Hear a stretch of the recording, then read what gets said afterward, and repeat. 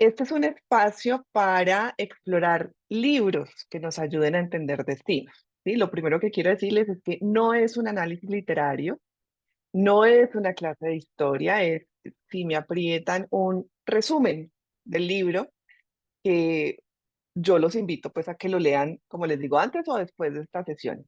Y al final de la sesión eh, pueden abrir los micrófonos y usar el chat para no solo hacer preguntas, sino también para hacer comentarios, es decir, podemos abrir un corto foro de discusión, porque si bien no es un club de lectura a la usanza, porque no hay lectura compartida entre nosotros, pero sí podemos comentarnos de las personas que de pronto ya han leído el libro o alguna parte, o las personas que saben del tema pero no hayan leído sobre no hayan leído este libro en particular, porque para cada lugar o para cada tema que vayamos a tratar aquí, si este experimento nos funciona y hay más sesiones, pues para cada tema habrán muchos libros que hablen de eso, de un mismo tema. O sea, si por ejemplo vamos a hablar, no sé, del Renacimiento, o sea, o de Roma, pues habrá millones.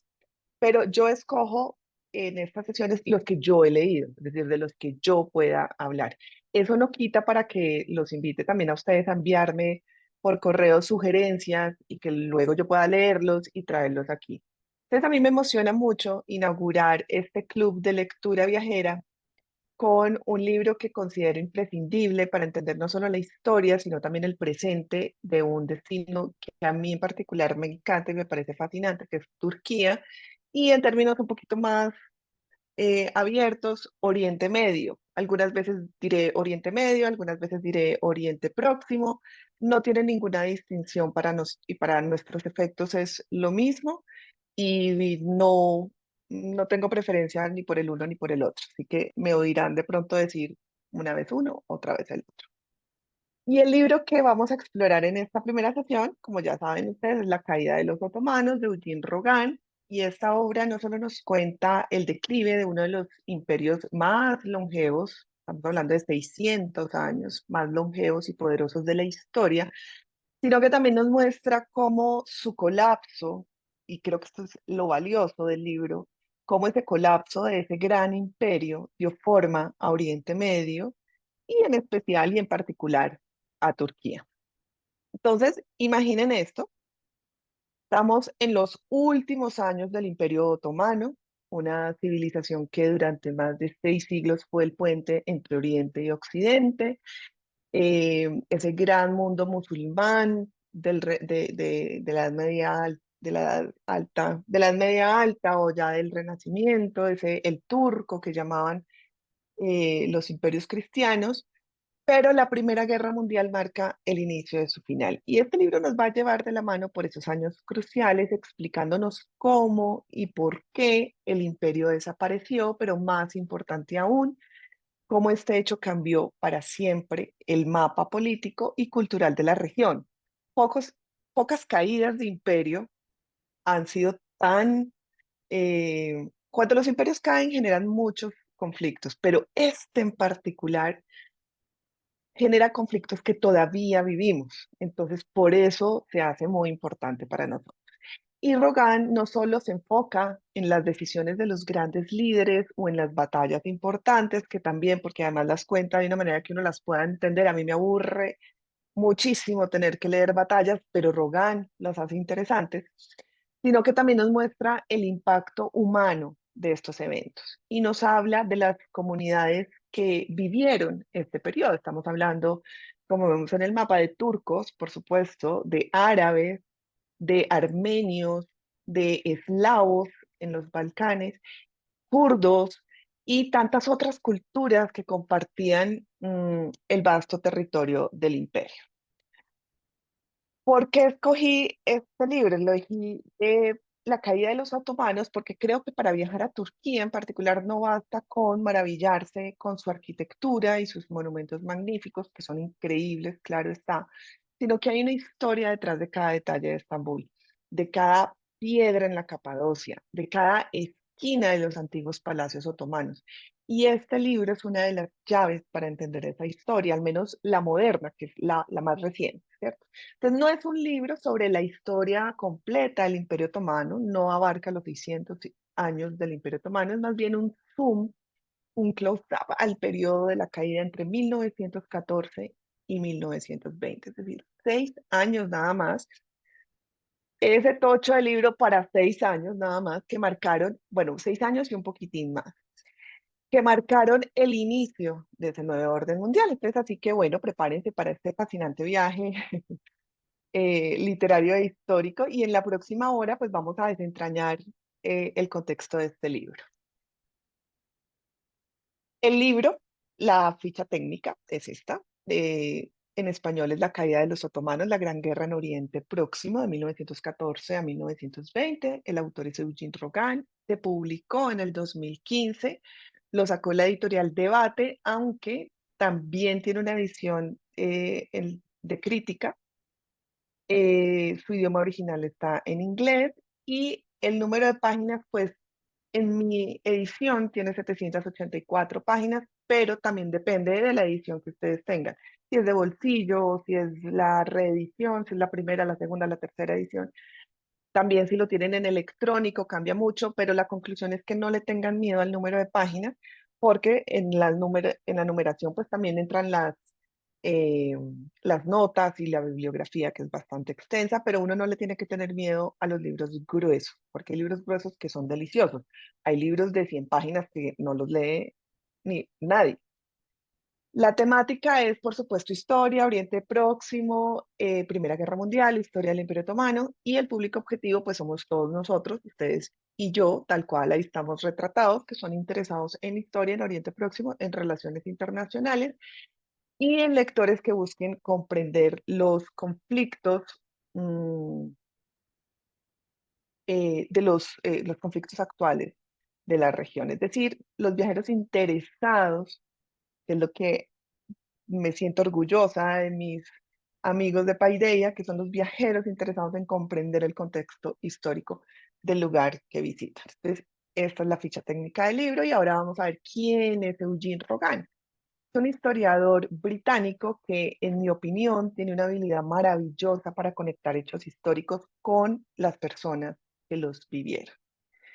Su especialidad es Oriente Próximo y se ha dedicado a estudiar cómo las transformaciones políticas, sociales y culturales han moldeado esta región desde la época otomana hasta hoy.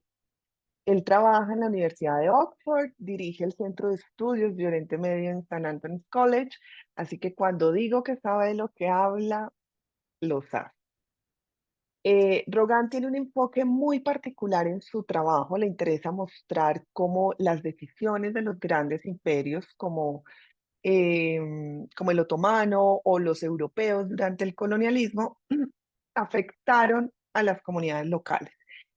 Y lo hace sin perder de vista la humanidad detrás de los eventos históricos que a veces se nos pierde con tanta estadística de batallas, ¿no?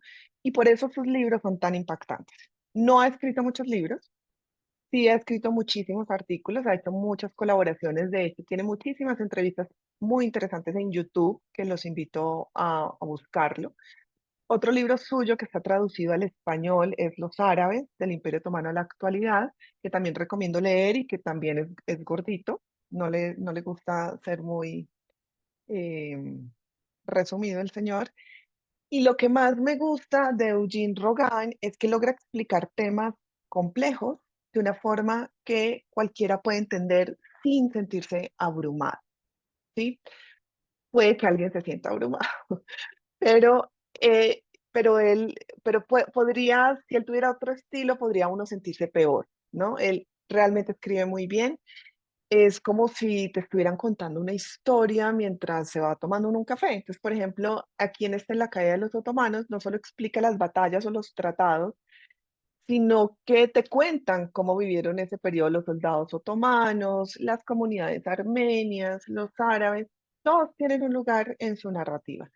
Y lo mejor es que nunca cae en simplificaciones. Entonces, Rogan no toma lados, no busca culpar ni justificar a nadie, simplemente te presenta los hechos y te deja decidir. Es como si dijera, mira, esto fue lo que pasó, estas fueron las consecuencias y así llegamos a donde estamos hoy.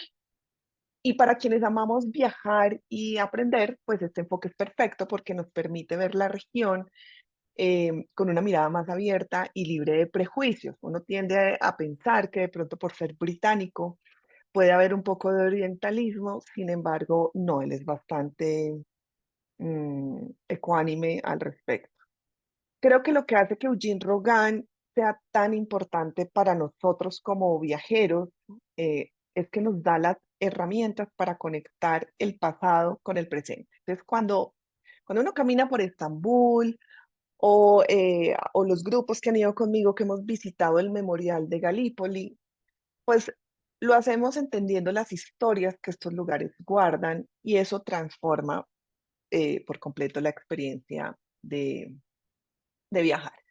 Entonces, cuando hablamos de la caída de los otomanos, nos ubicamos en un periodo que marcó un antes y un después en la historia moderna, que son los años de la Primera Guerra Mundial, entre 1914 y 1918, pero el libro va hasta 1920, incluso nos adelanta la independencia de Turquía en 1923. Y fue un momento en el que el Imperio Otomano, que durante más de 6 siglos había sido ese puente entre Europa y Asia, pues ya estaba llegando a su fin. Y entonces el imperio ya había perdido gran parte de su poder. Los Balcanes se habían independizado, las potencias europeas habían ocupado territorios clave, los conflictos internos estaban debilitando su estructura, como podemos ver ahí en esa evolución del imperio otomano. Miren en lo que quedó en 1920, ese declive del imperio a través de los siglos, que fue muy duro en 1920 llegar a esas fronteras después de haber sido lo que fueron en el primer mapa de 1798. Entonces, en un intento por recuperar su influencia, los otomanos se aliaron con Alemania y esto los llevó a un conflicto que iba a sellar su destino por completo. Entonces, como Eugene Rogan nos introduce a este tema de la Primera Guerra Mundial, y que ya tenemos claro que para 1914 este imperio ya era una sombra de lo que había sido. em, no solo había perdido Balcanes, sino también el norte de África, estaba fuera de su control, y Europa lo veía como lo que se va a llamar, como lo llamó el zar Nicolás II de Rusia, el hombre enfermo de Europa. Y en ese contexto, ¿qué hacer para evitar el colapso total? Entonces los líderes otomanos, o para los líderes otomanos, la respuesta fue arriesgarlo todo y entrar a la guerra como aliados de Alemania. Entonces, Rogan explica muy bien que esta alianza no fue una casualidad, sino el resultado de una relación que ya venía formándose antes de la guerra, porque Alemania tenía intereses en Oriente Próximo, sobre todo con ese proyecto del ferrocarril, esa vía de tren que quería construir entre Berlín y Bagdad. Y los otomanos pues necesitaban modernizar un ejército que estaba en decadencia, que estaba bastante medieval y era un acuerdo pues que prometía beneficios mutuos. Entonces los otomanos esperaban recuperar su posición en los Balcanes y fortalecer sobre todo su liderazgo en el mundo musulmán, mientras que Alemania veía en el Imperio Otomano una oportunidad para desestabilizar a los británicos y franceses en sus colonias de Oriente. Estamos hablando de la India, estamos hablando del norte de África. Entonces, era como un gana-gana, ¿cierto? Pero desde el principio fue una apuesta muy complicada porque los otomanos no estaban preparados para una guerra de esta magnitud. Y su ejército, aunque sí se alcanzó a modernizar con la ayuda de Alemania, incluso muchas de las batallas y muchos de los frentes que libró el Imperio Otomano fueron liderados por oficiales alemanes, pues todavía tenía grandes deficiencias y la economía del imperio pues realmente no podía sostener una campaña militar prolongada. Entonces, un movimiento interesante que menciona el libro es la proclamación de una yihad. Ustedes saben que la yihad es una guerra santa y se proclamó una yihad contra los aliados. ¿Quiénes eran los aliados? Los franceses, los británicos, los rusos, eh, satélites más, pero bueno, esos eran los principales. Y como el sultán otomano también era el califa es la máxima autoridad espiritual del Islam sunita, pues esperaba movilizar a los musulmanes de las colonias británicas y franceses en África, especialmente en la India o en Egipto. Entonces la idea era desestabilizar esos pueblos musulmanes y obligarlos a desviar a los imperios coloniales pues recursos del frente europeo a un frente oriental. En el papel, pues era una estrategia brillante, pero en la táctica o en la práctica, pues tuvo muy poco impacto, porque los musulmanes de las colonias, lejos de rebelarse, permanecieron mayoritariamente leales a sus gobiernos coloniales. Y uno diría como ¿por qué? Pues se debió en gran parte a que Gran Bretaña y Francia supieron manejar las relaciones con las élites locales, pero también a que muchos musulmanes no se identificaban con un imperio otomano ya muy debilitado. Y este fracaso simboliza una de las realidades más duras que Rogan nos destaca, que para 1914 el liderazgo otomano en el mundo musulmán, a pesar de que el sultán era el califa, pues ya no era tan sólido como creía. Entonces, lo que el libro nos explica muy bien es que el imperio no solo tenía un enemigo en la guerra, sino muchos. Y él los empieza como a desentrañar uno por uno. Entonces, em, luchaban contra los rusos en el Cáucaso, arriba en el norte, contra los británicos en Mesopotamia y en Palestina, contra los franceses en Siria, y al mismo tiempo pues enfrentaba una revuelta árabe en su interior, en sus propias tierras. Y esta dispersión de recursos y de tropas, obviamente fue una de las razones principales por las que no pudieron sostener el esfuerzo bélico. O sea, Alemania también tenía casi el mismo número de frentes, pero sí podía hacer frente a esto, el Imperio Otomano no.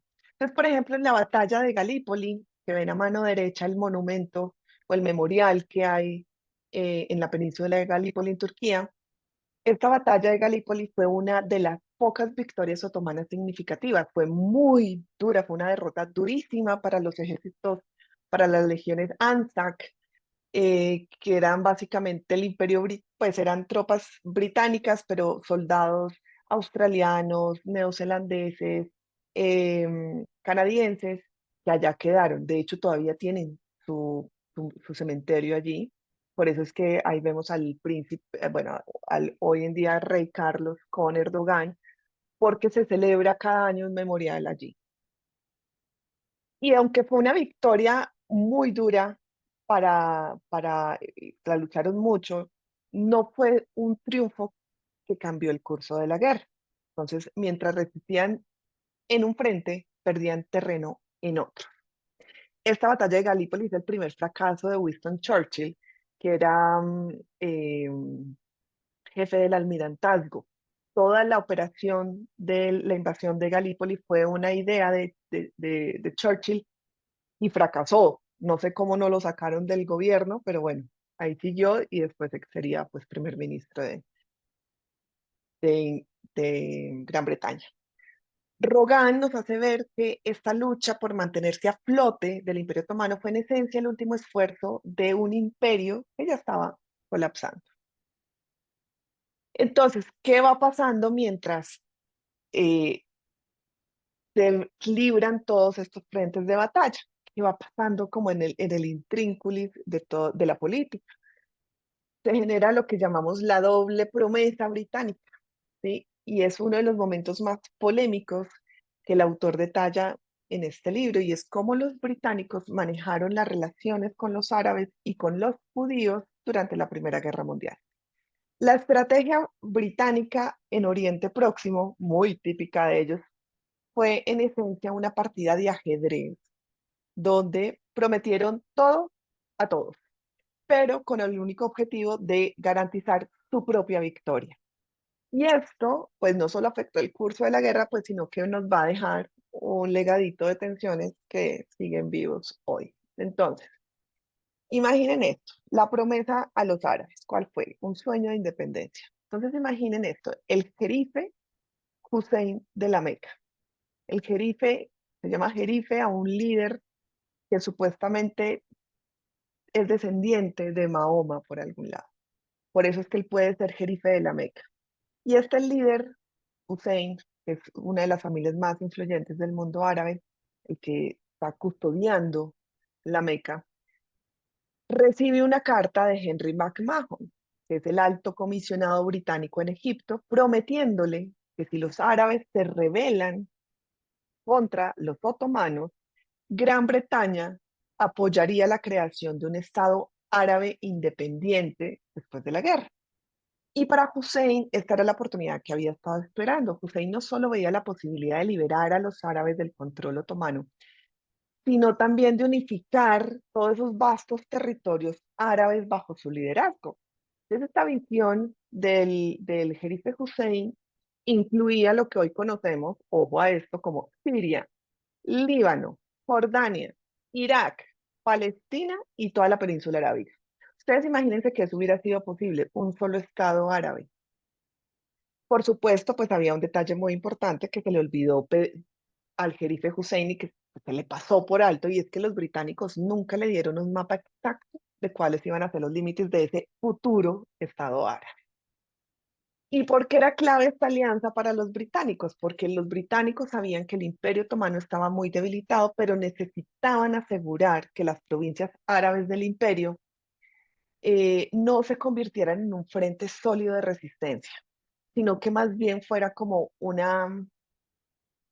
eh, una fuente de desestabilización total del Imperio Otomano.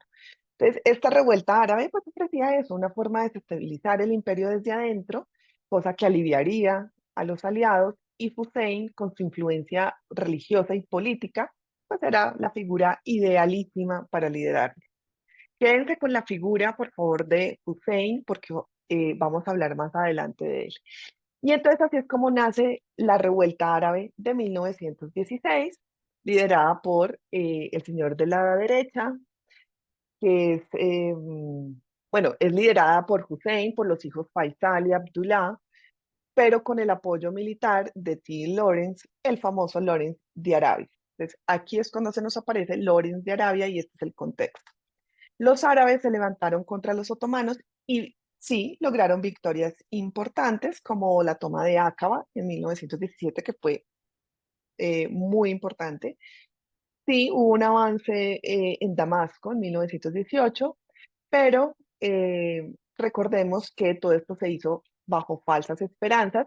Lawrence no sabía de la doble promesa y él cuando regresa a Inglaterra y ve que realmente todo lo que él hizo prometió en su nombre también, pues se quedó en nada, se sintió bastante también decepcionado de su país.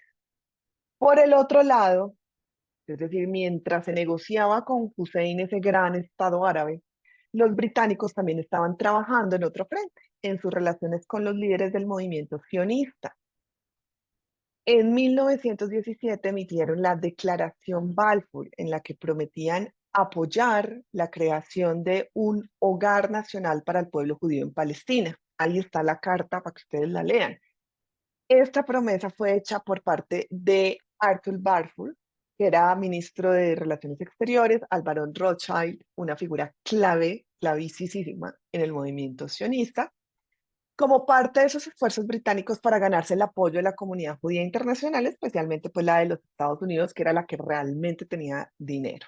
¿Y por qué Palestina? Porque Palestina, que nunca ha sido una nación, nunca ha sido nada realmente Palestina, simplemente el nombre de una región, era vista por los sionistas como el lugar histórico de origen del pueblo judío.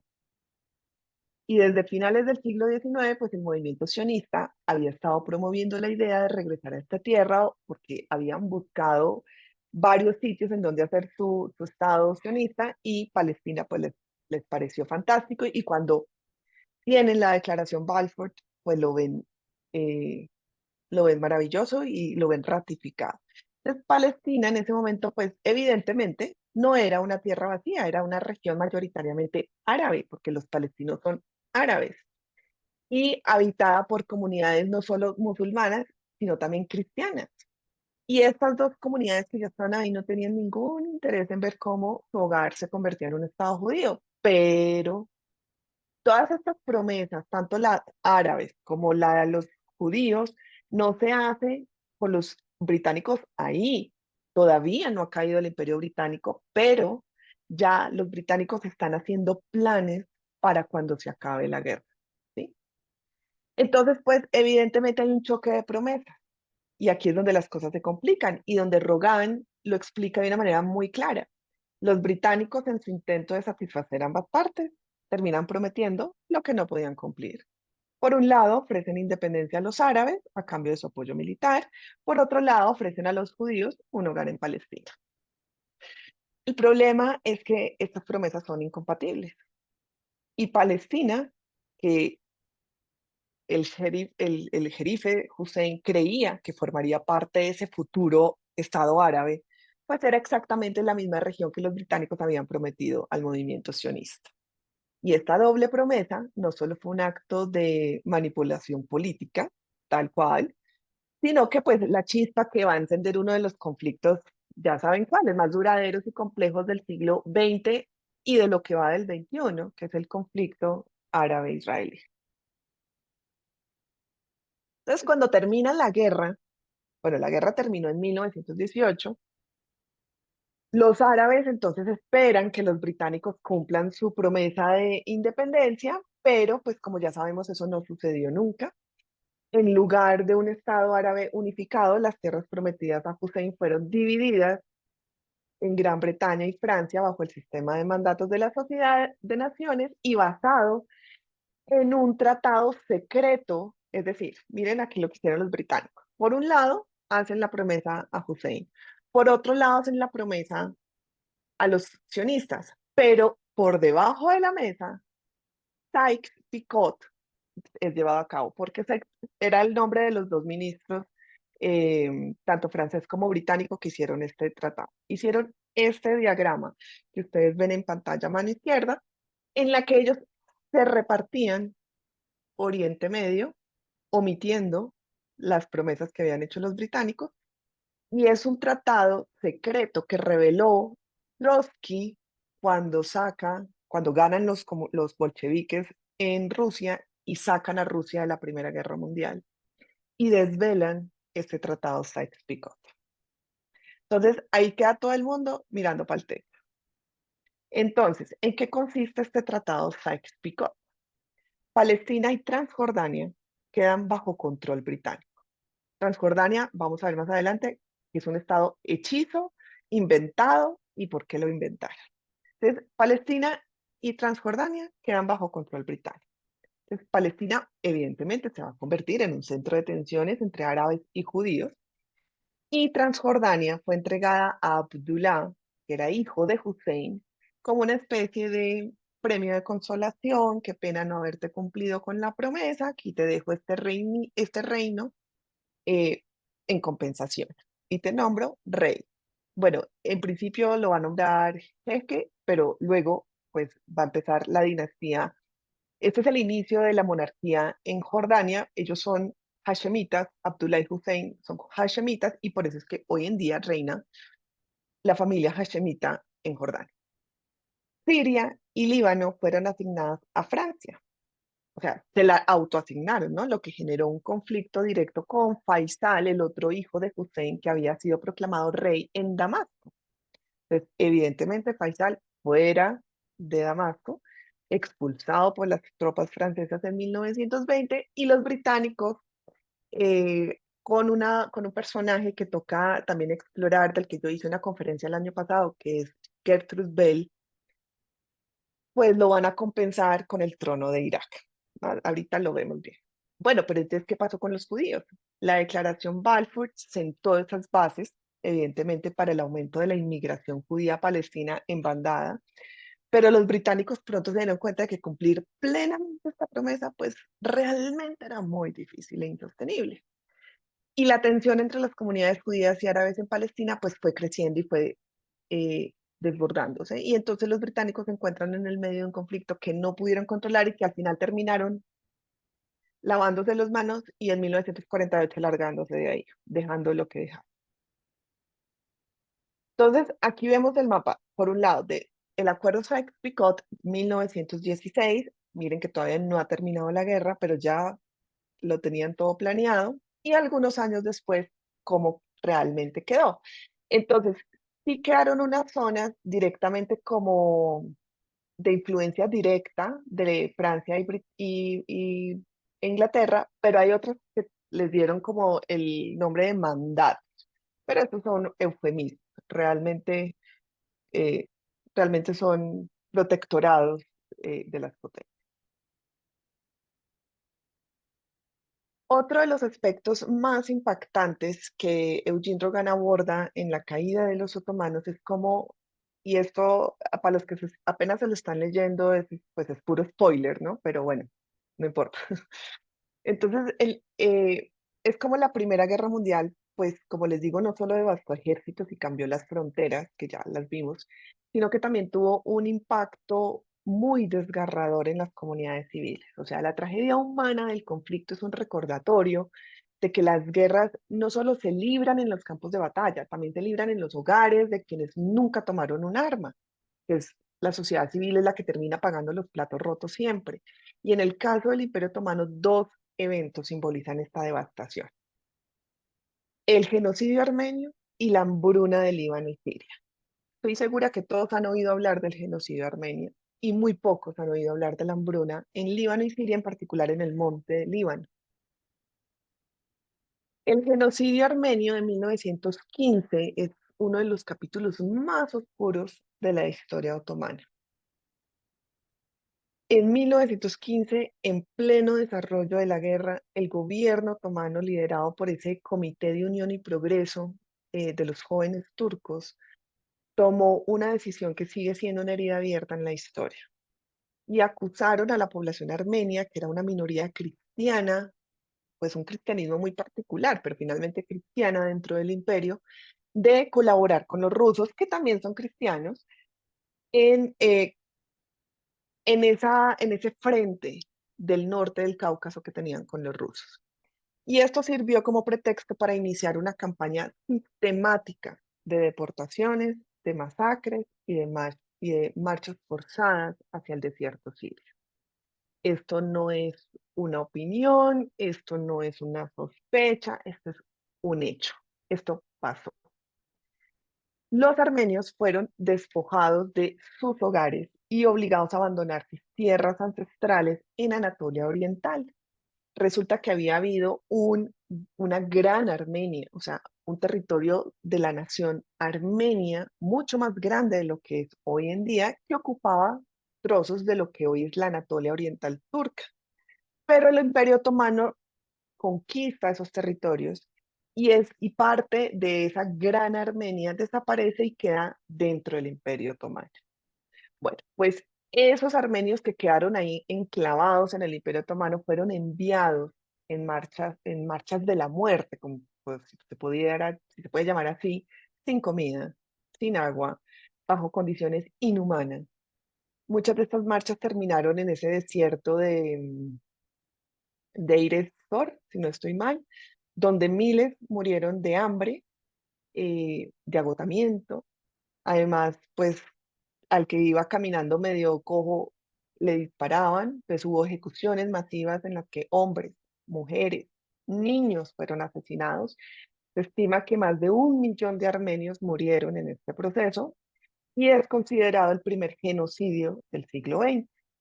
Acuérdense que para decretar que haya un genocidio, legalmente, la palabra jurídicamente, genocidio, tiene que haber una intención sistemática a una población en concreto. Y esto claramente fue un genocidio.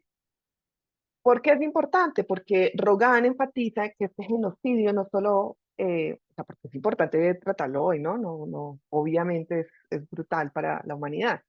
Pero Rogan nos enfatiza que este genocidio no solo fue una tragedia humana, sino también un punto de inflexión en la historia del imperio, porque fue un acto deliberado de limpieza étnica diseñado especialmente para eliminar a una comunidad que el gobierno otomano veía como una amenaza. Sin embargo, más allá pues, de las cifras, porque es tan grave 100.000 como 1.000.000, este evento dejó un legado de mucho dolor y una diáspora muy grande de armenios que sigue pues, afectando la comunidad de armenios en todo el mundo. Ellos tienen una diáspora muy importante, muy grande, sobre todo en los Estados Unidos. Y en el presente, el genocidio armenio sigue siendo un tema muy polémico, muy polémico. O sea, los armenios siguen teniendo esa herida viva, esa herida viva. De hecho, ellos, después de que termina la guerra, logran perseguir a... Son tres las personas que forman el comité que dirigía a Turquía en ese momento, que huyen, eh, que huyen de Turquía y a uno de ellos lo encuentran y lo matan en Alemania, los armenios. Entonces, es muy doloroso para ellos el tema. Turquía, como heredera del Imperio Otomano, pues ha rechazado oficialmente reconocer estos eventos como un genocidio. Ellos argumentan que las muertes fueron el resultado de las condiciones de guerra y no de un plan sistemático, cosa que se ha demostrado mil veces que no es cierto. Existen documentos, existen testimonios. Bueno, esto ha generado tensiones diplomáticas, sobre todo en países que han... Entonces, el mundo se divide entre los países que reconocen el genocidio y los países que no reconocen el genocidio. En la práctica, todo el mundo reconoce el genocidio. Los que no reconocen el genocidio es porque tienen unas relaciones diplomáticas con Turquía bastante importantes y no quieren afectar. Pero nadie se plantea, salvo los turcos, y cuando hablo de los turcos, no solo es el gobierno, sino los turcos turcos, nadie se plantea que esto no haya pasado. De hecho, en uno de mis viajes, cuando yo estaba hablando con uno de los guías, claramente tuve que callarme porque hice mención a esto y los armenios están mintiendo, los armenios están inventando eso, nos quieren dañar la imagen, eso nunca sucedió, antes ellos nos mataron a nosotros, o si eran unos traidores que se aliaron con Rusia, en fin, esto es un tema muy delicado que no se puede hablar. En Turquía está ausente de la narrativa oficial, pero las huellas sí están presentes. Entonces, por ejemplo, dentro de Turquía están las ruinas de una ciudad armenia que se llama Ani, está en la frontera, se fundó como una ciudad armenia, quedó en las fronteras de Turquía, está prácticamente abandonada, y lo podemos ver también en comunidades armenias sobrevivientes en Estambul y en el resto de Turquía, y siguen habiendo armenios viviendo en Turquía, pero ellos siguen invitando a reflexionar sobre su impacto en este evento en la historia y en la cultura de la región. Es decir, bueno, esto es por si queremos viajar a Turquía, pero ya no les digo nada si uno quiere viajar a Armenia. O sea, el tema hay que estudiárselo si uno quiere viajar a Armenia, pero lo dejaremos para otra sesión o para las clases de preparación del viaje a Armenia. La otra gran tragedia es la hambruna en Líbano, que es una tragedia muy olvidada, porque mientras el genocidio armenio devastaba las comunidades cristianas en Anatolia y ha tenido mucha propaganda, sobre todo porque la diáspora armenia, como les digo, no lo ha dejado morir, las provincias árabes del imperio enfrentaban su propia catástrofe. Y entre 1915 y 1918, una combinación de factores, aquí sí no hay una intención, digamos, deliberada y sistemática, pero tampoco hubo nada ni por evitarlo, pues como ni por hacerlo, digamos, menos grave. Entonces, hay una combinación de factores, el bloqueo naval aliado, las políticas de requisición de alimentos del gobierno otomano y pues una plaga, acabar de completar, una plaga de langostas que destruyó las cosechas. ¿Qué sucedió? En el monte Líbano, que es una de las regiones del Líbano más afectadas, un tercio de la población murió de hambre. Y las imágenes de familias enteras, yo me da pena mostrar estas imágenes habían muchas más. De esto, Google me las difumina por explícitas. Eh, la gente se moría en las calles de Beirut o buscaban comida en los basureros. Entonces, todas estas imágenes siguen siendo un recordatorio muy desgarrador de cómo la guerra, pues no solo destruye a los ejércitos, sino también a las comunidades que son más vulnerables. Desde el gobierno otomano, enfrentando a múltiples frentes de guerra, priorizó alimentar a sus tropas sobre la población civil, lo que agravó aún más la crisis. Y al mismo tiempo, los aliados hacen un bloqueo naval que impide que lleguen suministros a las regiones más afectadas. Y uno de los puntos de entrada, pues era el Líbano. Beirut tiene un gran puerto desde hace muchos años. Erdogan señala que esta hambruna tuvo un impacto muy profundo en la percepción de los árabes hacia el Imperio Otomano. Para muchos, pues este evento fue la prueba final de que el gobierno otomano no estaba interesado en proteger a sus ciudadanos árabes. Recordemos que los turcos no son árabes y que lo que los une, digamos, son pues ese califato musulmán. Y esto combinado con las promesas británicas de independencia, de nacionalismo árabe, que vamos a tener nuestro propio Estado árabe, que dejemos a los turcos a un lado y seamos realmente árabes, fomentó pues ese apoyo a la revuelta árabe y, eh, y bueno, y el nacionalismo árabe exacerbado en su paroxismo, ¿no? Entonces, esta gran hambruna es una de las cosas que convence más a los árabes en que hay que apoyar a Lawrence, hay que apoyar al Imperio Británico porque hay que deshacerse del Imperio Británico, perdón, del Imperio Otomano. Bueno, entonces el final del imperio llega, evidentemente, se acaba la guerra y vamos a mirar cuál es el final del imperio. Y uno de los momentos más fascinantes, bueno, para mí todos son fascinantes, es como este colapso del Imperio Otomano surge, de este colapso surge un nuevo estado que es Turquía, ¿sí? Pero esta transición no va a ser para nada ni pacífica ni sencilla. Va a implicar guerra, va a implicar tratados controversiales, va a implicar movimientos de poblaciones, inmigración, reformas radicales que van a transformar completamente pues lo que fue antes. Entonces, en 1920, cuando se acaba la Primera Guerra Mundial, esto va a ser como el equivalente oriental, el tratado equivalente del Frente Oriental del Tratado de Versalles, que va a ser en el Frente Occidental. Y es un intento muy escandaloso, a mi parecer, esto no lo dice Rogan, lo digo yo, de desmantelar Turquía. Entonces, después de la derrota otomana, pues las potencias se reunieron para repartirse, obviamente, el pastel. Y el resultado fue este Tratado de Sèvres, o dirían los franceses de Sèvres, firmado en 1920, que queda así de la siguiente manera.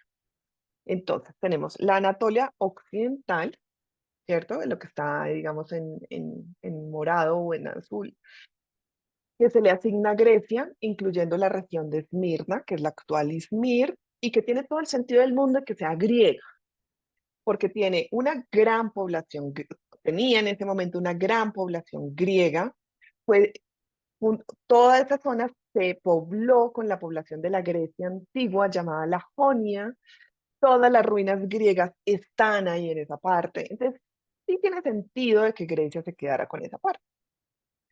Bueno, al este de Anatolia, entonces va a ser destinada a un futuro, ojo a esto, Estado armenio. O sea, Armenia va a recuperar parte de las fronteras que habían perdido de esa gran Armenia que les comenté anteriormente. Y el Kurdistán, los kurdos por fin iban a tener un referéndum para decidir su independencia y se les iba a asignar por fin su Estado. Siria y Líbano quedaron bajo el mandato francés, como ya vimos en el Tratado Sykes-Picot, y Palestina, Transjordania e Irak también, como quedó en el Sykes-Picot, bajo control británico.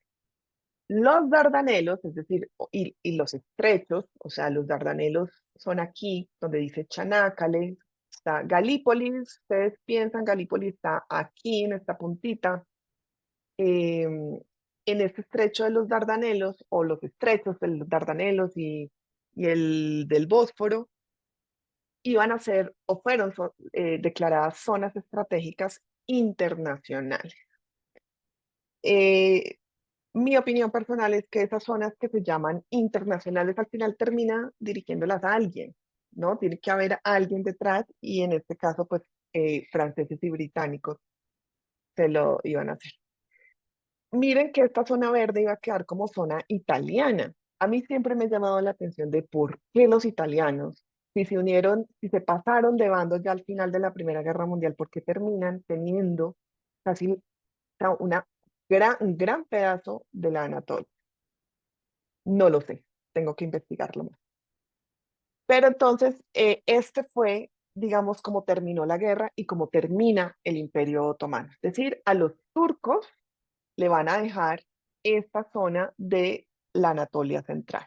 Básicamente, la Capadocia, arribita un poco, pero todo lo que es el Kurdistán para para los kurdos y la Cilicia para los franceses, Siria y Líbano para los franceses, los árabes de la península arábiga eh, van a tener su estado, van a poner una dinastía, que es la dinastía Saud, saudita, que hoy en día, todo esto viene de allá, ¿no?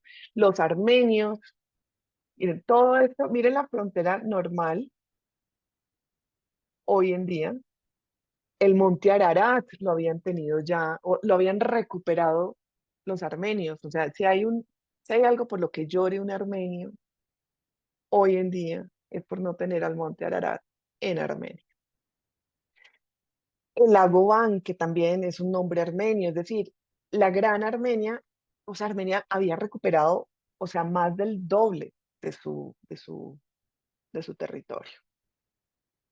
Entonces, bueno, pues entonces no solo fue una derrota militar, sino también pues una humillación política para los turcos, porque escogerlo y partirlo en pedacitos. Entonces, Anatolia, ese corazón del imperio, pues ya había sido fragmentada y ocupada.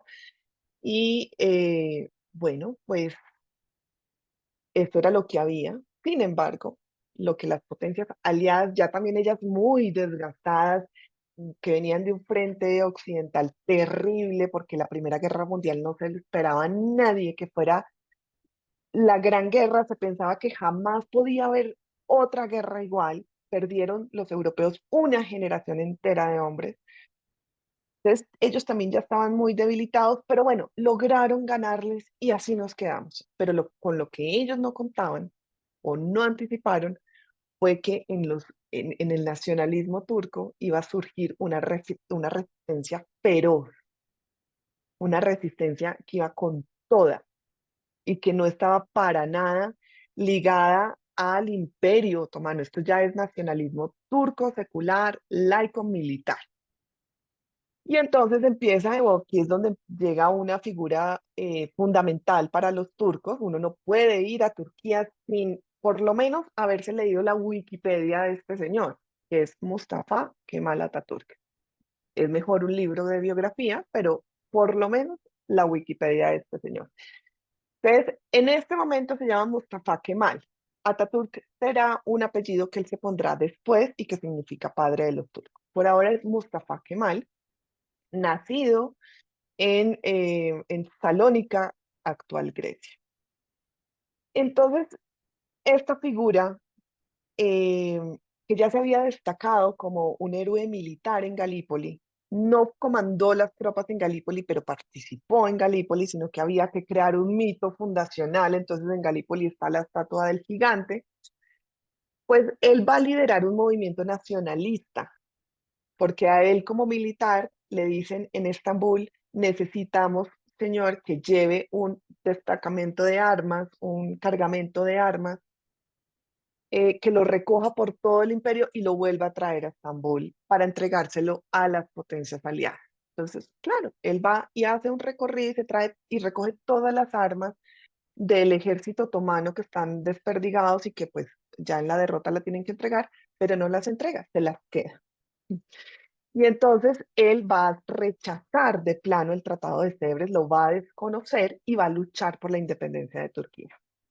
En 1919 Entonces Mustafa Kemal comenzó a organizar un movimiento de resistencia desde la ciudad de Samsun, en la Anatolia. Y va a reunir a líderes nacionalistas y además la población se va a portar divino porque todos los campesinos de la Anatolia los van a alimentar, los van a vestir, les van a dar ganado, les van a dar caballos. O sea, esto es todo el pueblo turco aunado a estos líderes nacionalistas bajo el mandato de Mustafa Kemal.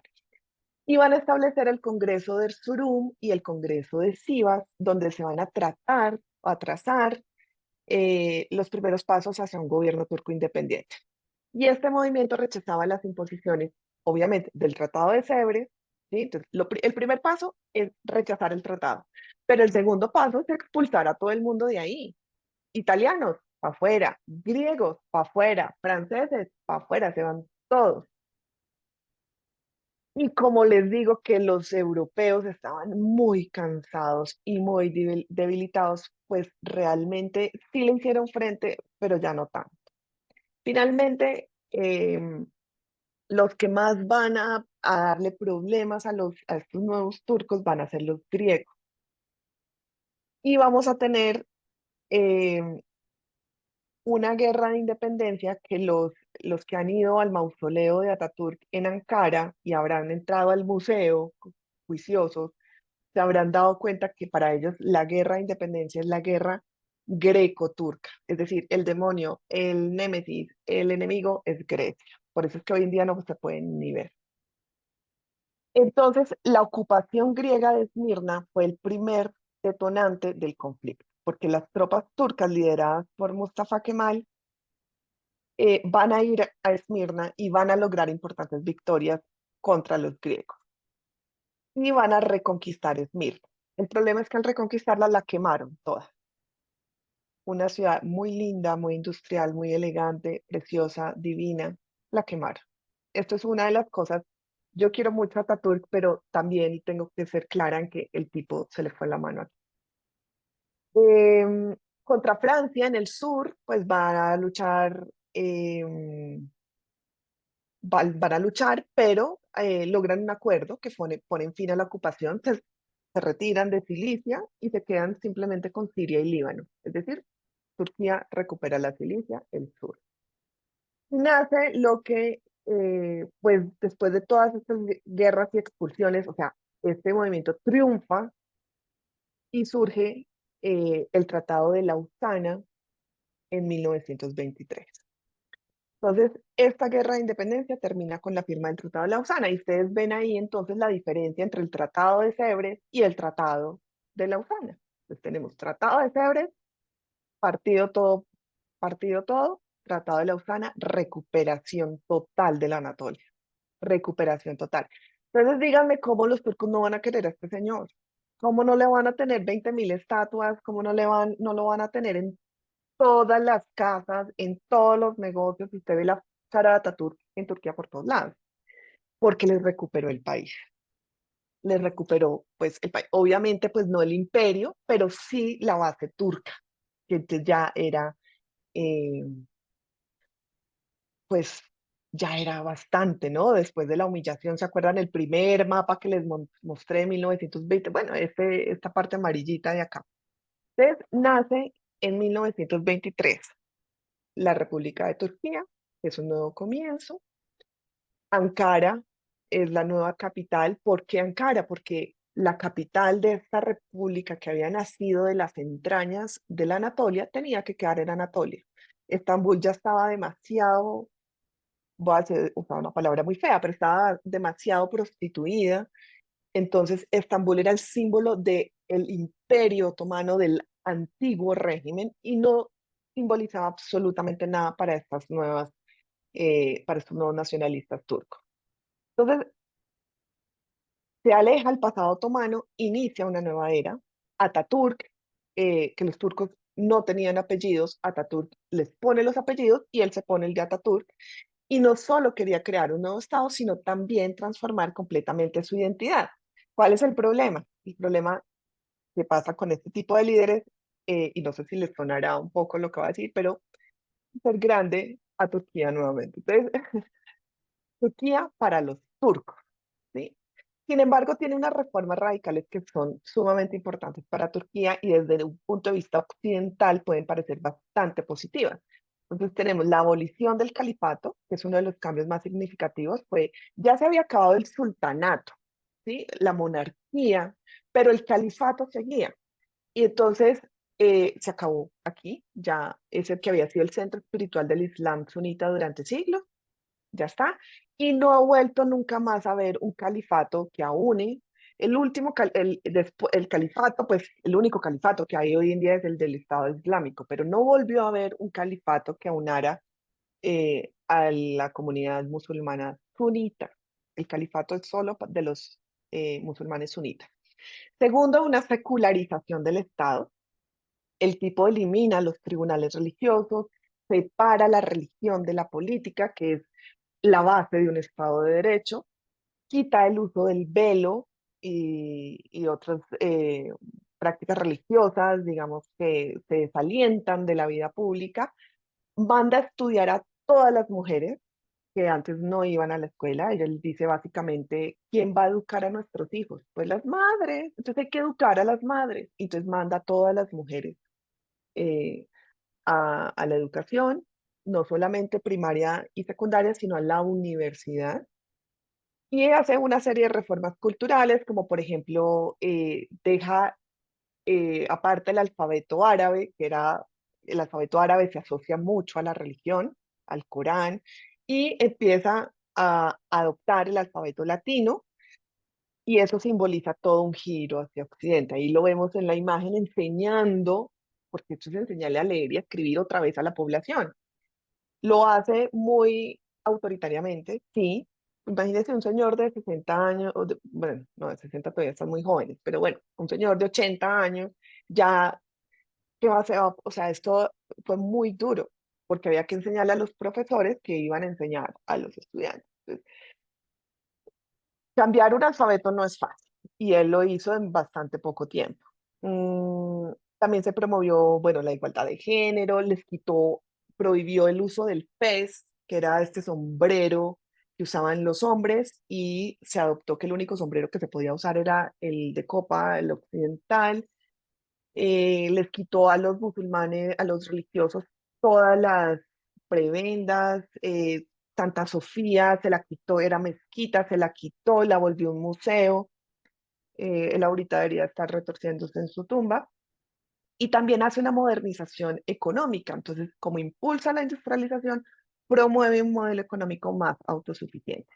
Y Erdogan nos dice que estas reformas fueron muy importantes porque no solo fueron cambios superficiales, sino que representan un esfuerzo deliberado por parte de Atatürk para crear una nueva identidad turca alejada del pasado otomano, etcétera. Pero como les digo, el lado oscuro es que las minorías no tenían cabida. El tipo además estaba inventando una reescritura de la historia turca para hacerla más limpia, y pues tampoco, ¿no? O sea, lo que llaman ahora la memoria histórica, ¿no? Limpiar, lavar. Y Turquía para los turcos. Entonces, por eso hoy en día uno no puede decir que la parte de la Anatolia Oriental es el Kurdistán, aunque realmente sí podemos decir que es el Kurdistán turco. En fin, entonces, ¿qué significó pues la ruptura del califato? Pues esa ruptura con el pasado, porque esa eliminación del califato deja un vacío en el liderazgo islámico, y eso va a generar divisiones entre los musulmanes. Para algunos fue una traición al legado del Islam, para otros fue un paso necesario para la modernización. Bueno, en Turquía esta decisión consolidó ese carácter laico del nuevo Estado, lo que se llama modernamente el kemalismo, que de pronto a veces Erdogan trata ahí como de combatir. Y bueno, y también pues dejó las tensiones internas con los kurdos, con los armenios, con los griegos. O sea, esto es complicado.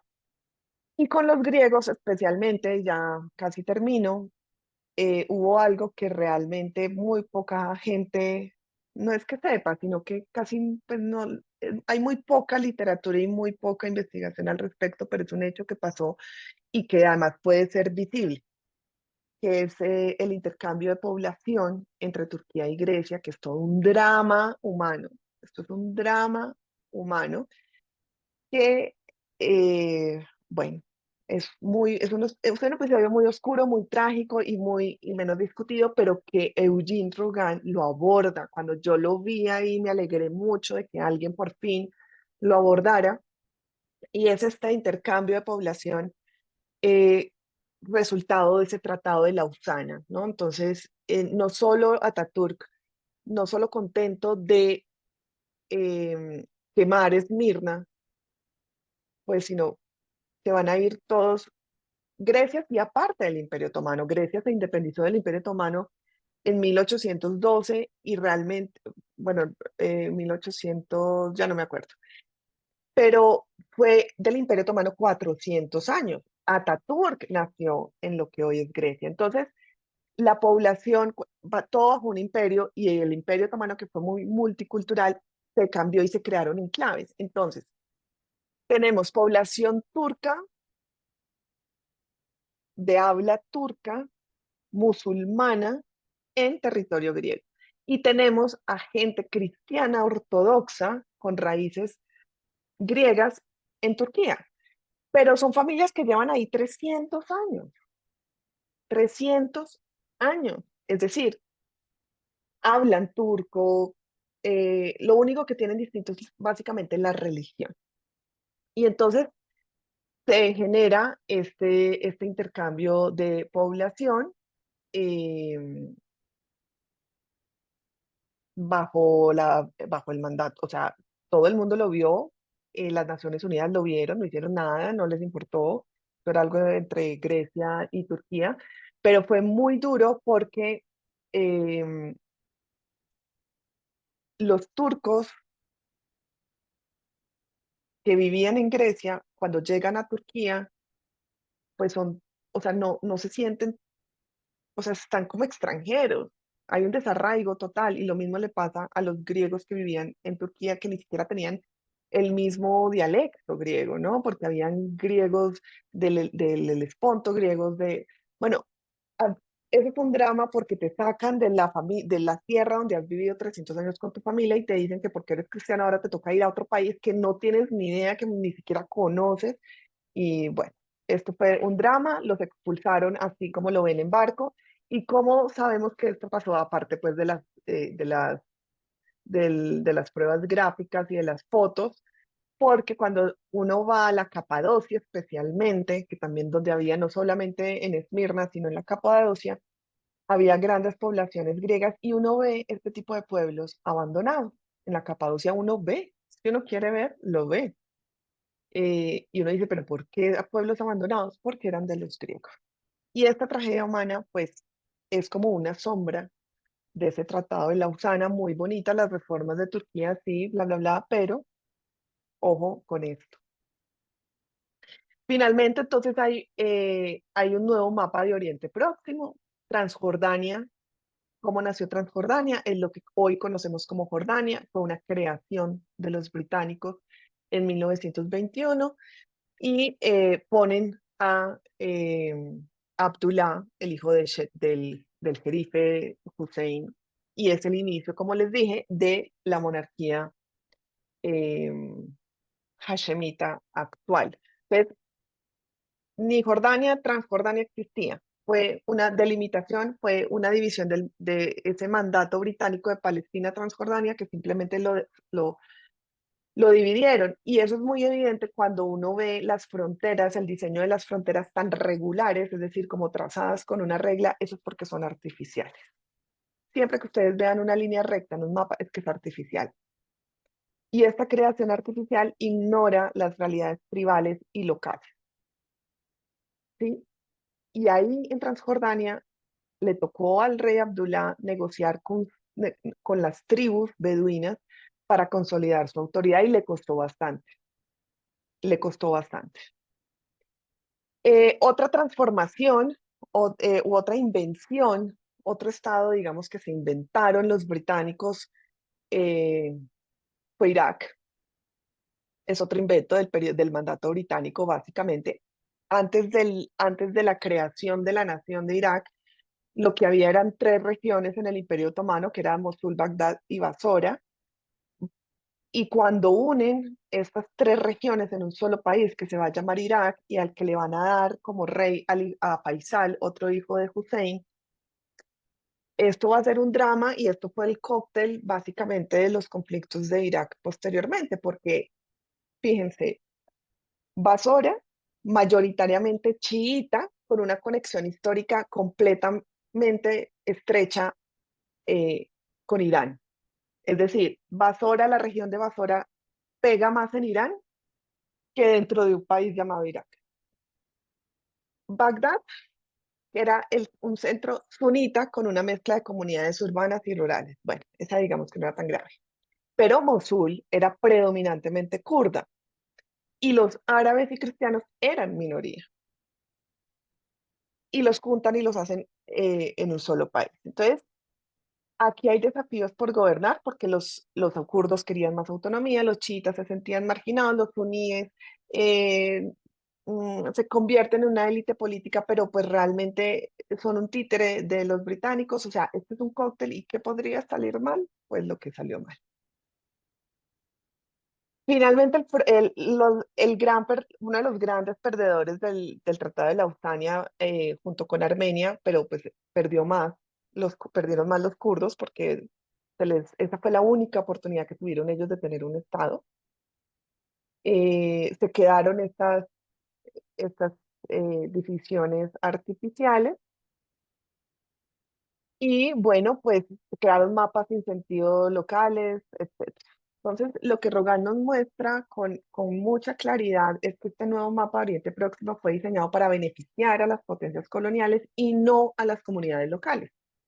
Eso pues parece una obviedad, pero siempre es bueno que alguien lo escriba. Y este enfoque cortoplacista ignoró las complejidades de la región, creó problemas que todavía definen la política y los conflictos actuales que nosotros vemos. Acuérdense que todos los conflictos políticos tienen orígenes históricos. Y entonces a nosotros como viajeros, este conocimiento nos ayuda a entender que Oriente Próximo, Oriente Medio no es solo una región de tensiones modernas, sino un lugar donde las decisiones tomadas hace más de un siglo, pues son las que marcan el presente. Antes de irme, les traje nada más algo cortico, unos recursos complementarios por si quieren abordar este tema más a fondo. En cuanto a libros, por supuesto, el otro de Jean Rogan, que está en español, Los Árabes.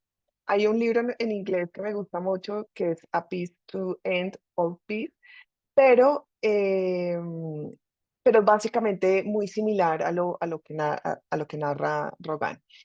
Hay un libro muy interesante que se llama Órdenes de Matar, que son la prueba de esos telegramas, esa documentación de los turcos de Estambul a los gobernadores de las provincias armenias eh,